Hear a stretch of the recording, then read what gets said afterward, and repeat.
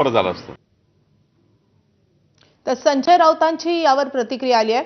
2023 मध्ये महिला आरक्षण विधेयक पास झालं तेव्हा 850 चा आकडा नव्हता. आता यांना खरातनं 850 चा आकडा दिला का? खासदार संजय राऊतांनी हा सवाल उपस्थित केला आहे. लोकसभेच्या 850 जागा झाल्याशिवाय महिला आरक्षण लागू करणार नाही.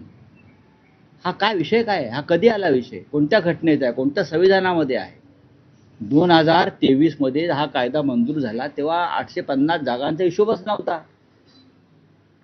850 जागांचा आकडा हा खरात बाबाने दिलाय का यांना?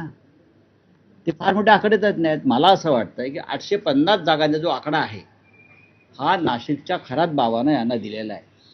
त्याच्यामुळे त्या 850ला असे पकडून बसलेले आहेत. जादूचा आकडा 850 हा 100% त्यांना हा आकडा खरातनेच दिलाय. तर या बातम्यांसोबतच बुलेटिनमध्ये एक छोटासा ब्रेक घेतोय. पाहत राहा एबीपी माझा.